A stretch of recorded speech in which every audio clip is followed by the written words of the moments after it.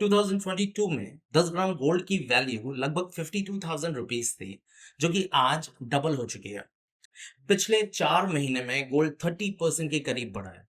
There are few analysts who are saying gold will rise up from here and even reach to 1,02,000 rupees.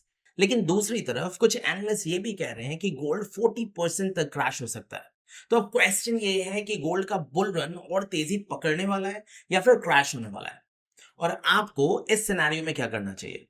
So in this video let's understand this from a foundation कि gold में ये तेजी आई क्यों है, और उसके साथ ही क्या ये सही समय है गोल्ड में इन्वेस्ट करने का।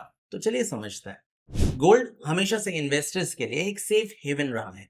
मतलब जब दुनिया में अनसर्टेनिटी बढ़ती है या रिसेशन आता है, तो इन्वेस्टर्स अपना पैसा एक स्टेबल और रिलायबल एसेट जैसे गोल्ड में शिफ्ट कर देते हैं।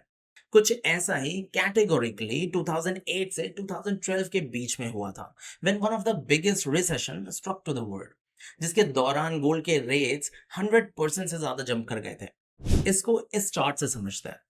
2008 में जब ग्लोबल रिसेशन आया और स्टॉक मार्केट्स क्रैश हुए, तो गोल्ड प्राइसेस सिर्फ 2.6% तक बढ़े, क्योंकि उस समय रिसेशन जस्ट स्टार्ट ही हुआ था और इन्वेस्टर्स का मोमेंटम शिफ्ट थोड़ा स्लो था।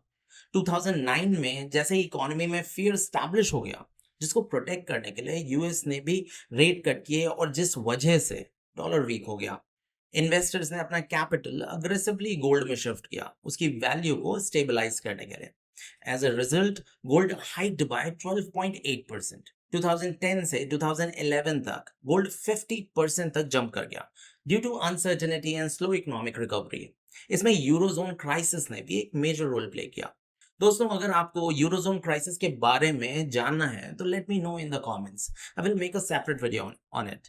लेकिन 2012 में गोल्ड केवल 5.4% तक ही बढ़ा, जिसकी वजह थी economy was slowly getting stabilised और इन्वेस्टर्स का बढ़ता कॉन्फिडेंस। तो दोस्तों, इस एग्जाम्पल से क्या समझने को मिलता है? 2009, 10, 11 में इकोनॉमी में अनसर्टेनिटी थी, डिसरप्शन था, जिसकी वजह से गोल्ड में रैली आई। लेकिन जैसे ही things got stabilised, money flow shift to other assets और गोल्ड के रेट्स स्टैग्नेंट हो गए। अब इसी तरह दोस्तों, 2025 present scenario is also pretty uncertain from the perspective of geopolitics.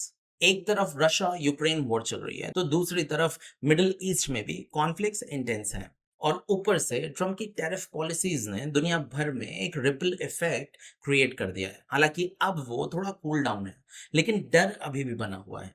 Moreover, US-China tensions are also causing threats to global economy, और इन्हीं रीजंस की वजह से इन्वेस्टर्स ने अपने कैपिटल को सेफगार्ड करने के लिए गोल्ड में अग्रेसिवली इन्वेस्ट किया, जिसकी वजह से गोल्ड में इतनी तेजी आई है।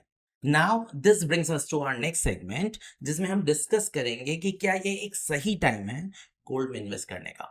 जब किसी भी एसेट की वैल्यू बहुत बढ़ जाती है, तो उस समय as a smart investor you should be careful to invest in it, because उसके रेट्स आर ऑलरेडी हाई और वो कभी भी करेक्शन ले सकता है। तो in case you are developing a FOMO और उस वजह से अगर आप इन्वेस्ट करना चाह रहे हैं, तो ये मत करिएगा। But let us focus on the right reasons जिसकी वजह से आप गोल्ड में इन्वेस्ट कर सकते हैं।